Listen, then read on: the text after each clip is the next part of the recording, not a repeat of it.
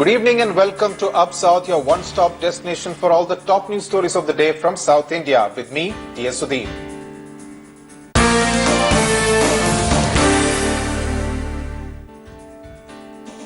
Our top story this evening is from coastal Karnataka, where in what appears to be a case of moral policing, a boy studying in a college in Suratkal in Dakshin Kannada district of coastal Karnataka was assaulted by a group because he had posed for a photograph with his classmates that was widely circulated over WhatsApp and Facebook, and the group took objection to it as the girls belonged to a different community. The Suratkal police have filed a case of assault. Mangaluru and this district has always been notorious for moral policing undertaken by these elements from both communities. There were protests at the college today, and in fact many of them are demanding the expulsion of the student, arguing that he has brought a bad name to the educational institution. Let's listen in to the voices coming in from Suratkal. एक 800 Maruti 800 car में 4 लोग आके वो पूछा कि सालियांगोस Gordon है क्या। उसने बोला ये मुझे पता नहीं था ये कौन है लेकिन वो 4 लोग आके मुझे पकड़ के खींच के गाड़ी में डाल के सीधा कईकंबा लेके गया कि वो पूछा कि क्या बात क्या है बोलो। मैंने बोला मुझे पता नहीं, मैं बाजू में बैठा था, मुझे कुछ नहीं पता। लेकिन वो बोला कि वो सवाली वो उसमें फ़ोटो में एक आदमी है ना सो गया था, वो किधर है। मैंने बोला कि उसको कॉल नहीं जाते है, स्विच ऑफ है, मुझे कुछ नहीं पता। लेकिन वो बोला तू मुस्लिम है ना, तुझे पता होगा, तू बता। मैंने बोला कि मुझे नहीं पता, इसलिए मुझे मारा, बहुत मारा है, लेकिन शर्ट पैंट निकाल के मारा है। We have banned the mobile and we have specifically told students not to bring the mobile inside the college campus. But despite that, several students have brought the mobile, and because of that this untoward incident has taken place. The parents and students have admitted that it was done for the sake of fun and there was no other evil intention behind that.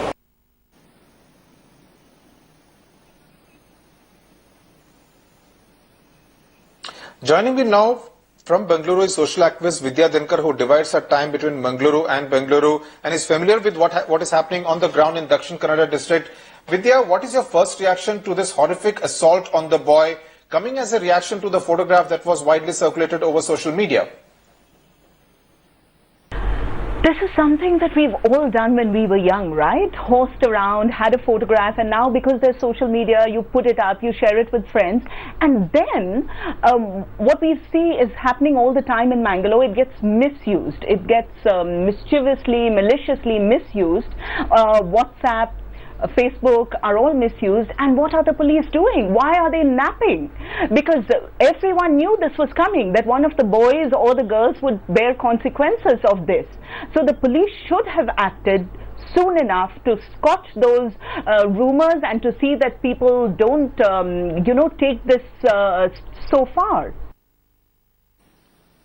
Right. Vidya, this is not the first time it is happening in Dakshin Kannada district. Is the silence of the civil society taken as some kind of a tacit acceptance that this is okay and elements like these from both communities can actually get away with such gundaism? Look, it's a different kind of social engineering, to my understanding. It's not like big mass communal violence, but communal violence that is so under the surface. So you have these mild tremors under the surface within communities, spurred by this kind of malicious rumor mongering, which then creates this communal divide. Over time, this has just deepened, this distrust, this hatred across communal lines, and this is a fertile ground then to garner support, votes, etc. We have on March 1st the Hindu Samajotsav coming up by the VHP. It's a yearly affair. Educational institutions in Mangalore, their heads are coming as chief guests to this. So you can't expect educational institutions to take a stand on this, on immoral policing. The police are not acting because really this is a failure of the state. Because if the police, had kept their view on all social media before March 1st, all of this would not have happened. Right. Vidya Dinkar, thanks a lot for joining us with that perspective on this very disturbing story that has come from Surathkal in coastal Karnataka.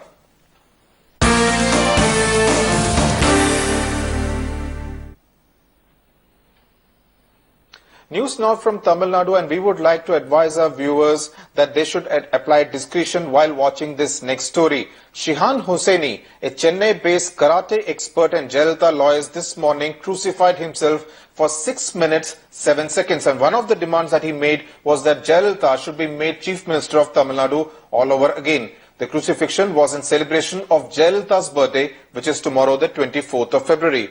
The DMK and the BJP has slammed this act of sycophancy, but surprisingly the AIDMK seems to endorse it and finds nothing wrong with people harming themselves this way. Listen to these reactions coming in from Chennai. I don't think so. I don't think so. Like, none of these activities are being taken to the notice of our captaincy. No, she will never. She will not harm even a bomb. So this is absolutely not. I don't agree with it. But why do you think people are doing this? Thinking differs from you to me and to others.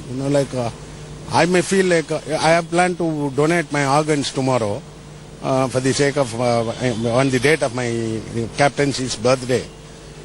Along with me, 100 advocates are doing, and I am leading it. For my knowledge, I thought that is the best contribution for them. Like that, people, it varies from person to person. For their education and qualification and the way they are brought up. They have immolated and they have cut their tongue previously. For that, they were all rewarded. That is more painful for me. Because they were searching such families and they were projecting in the television and they were giving AIDS to them. So to get AIDS, I was very much worried when a female child, when they projected a school child was burnt, self-immolized her. Whether it happened naturally or we don't know, because all such activities, then their family was aided, then rewarded. And these type of activities should be should come to an end. Joining me on Up South live from Chennai is my colleague Shisha Reddy, also Shihan Hosseini, the person who crucified himself there in Chennai today. Join me live from Chennai. Political commentator Harish Bijur will also be with us from Bengaluru in a moment. Mr. Hosseini, if I may come to you first, how are you feeling now after doing this crucifixion act for 6 minutes 7 seconds? I feel absolutely great. I'm absolutely elated that I have done something for somebody I really love, admire and worship. Mr. Hosseini, our channel has been getting a lot of reactions after we flashed those pictures from Chennai, and most people seem to think that what you did was an extremely irrational act. How could you call it irrational if somebody, if my own mother is having some problem, I will do anything for my mother. Crores of people in Tamil Nadu worship Amma as their own mother. To call it sycophancy is probably having only a person with a lack of cranial space or anything inside will call that sycophancy. Madam, I have never benefited. I'm not a party man. I'm not a IAI, DMK man. I have absolutely nothing to do with politics. I am a archery coach, a karate coach, a sculptor and a painter. I'm not an uneducated man from the street. I have a triple master's, one in social work, one in painting and one in, in sculpture. Mr. Hosseini, in fact, I would like to, Mr. Hosseini, yeah. Mr. Hosseini, I would like to point out a tweet which was sent to me a while ago, which said that you were all these years known for your talent and prowess in karate, but today you have reduced yourself to a mere sycophant. I completely disagree to the fact that I'm a sycophant. There is a much difference between a person who worships somebody and a sycophant. I have never benefited anything from Madam Jayalalitha. In fact, in 1993, in appreciation for my services, in appreciation for my work in karate and for the 3 world championships that I got, she rewarded me with 18 grounds of land. The DMK, the moment they came to power, they took away the land from me, and till today, even though she has come back twice, I've never got the land back, nor have I ever even asked her. The DMK, in fact, see, I'm Mr. a painter. Hosseini, I am seeing I painted bandage Madam on your Jayalalitha once in both blood your and the hands. DMK. I presume your feet are also in bad condition. Does the former Chief Minister know about what you have done today? See, I would like the viewers to know very clearly that in our culture, prayer and sacrifice is always associated with pain and blood. They always sacrifice a goat, or even Abraham sacrificed his own son when God wanted to test him. So I always associate, see, the moment Madam was arrested on a false pretext which was engineered by her detractors, we were all too shocked. The entire Tamil Nadu was in turmoil. I really was completely off. From that day onwards, I wanted to do something and pray to God to make sure that she comes back. So So, my Mr. prayer, Hosseini, do you I think that associate it with Jayalalitha will the fact. appreciate what you have done today? Will she appreciate and pat you on the back for what you have done today? She would definitely give me a huge warning, and she will definitely not approve of it, because even some time ago when I met her, she told me, because last year, I want the viewers to know that as a sculptor, I sculpted the first statue of Madam Jayalalitha with 13 liters of my blood saved over 8 years, and created a record of sorts for me, that being the first ever sculpture in frozen blood. Madam called me and civilly warned me and said that please do not do anything with blood. She does not tolerate all that. Okay, Shisha Reddy, you have been watching what Mr. Hosseini has been doing. You have also spoken to both the AIDMK and the other opposition parties. The AIDMK seem to endorse what Mr. Hosseini has done, if that's what the leader, if we have to go by what the leader said. What are the reactions you are picking up from the street in Chennai? I have heard, I saw online, because I just came out of the hospital. I was discharged from the hospital about an hour ago. But I see all my students. I have over 300,000 students in all parts of Tamil Nadu. Mr. Hosseini, my question was to Srisha. Srisha, what are the voices you are picking up on the street in Chennai? What are the kind of reactions you are getting to what Mr. Hosseini has done today? Well, see, of course, there are mixed reactions, in fact, but majority of the reactions are, of course, people see this as something they've never seen before, though he has been doing this for a long time. But though AIDMK is, of course, it endorses it, but not the other parties. And in fact, the captaincy AIDMK chief wouldn't endorse something like this, because even last time, when people were raising questions to the AIDMK chief, and this was something that the last thing that she would approve of. And so DMK and the other parties, of course, call this psychophancy. Of course, because we do know, as far as the AIDMK is concerned, as far as Jayalalitha is concerned, and in the recent past when she was arrested after she was convicted in that graft case, and at least more than 190 people self-immolated themselves, and there are a lot of people who kill themselves. So yes, of course, psychophancy is ruling the roost as far as Tamil Nadu is concerned, but calling, going to an extent of calling him a psychophant is what the opposition parties are doing, and adding to the point that AIDMK wouldn't approve something of this. Shisha, but yes, the supporters let's get in political commentator Harish Bijur in here. Mr. Bijur, you have seen the pictures of what Mr. Hosseini has done. How would you react to this, what many have called a very irrational act?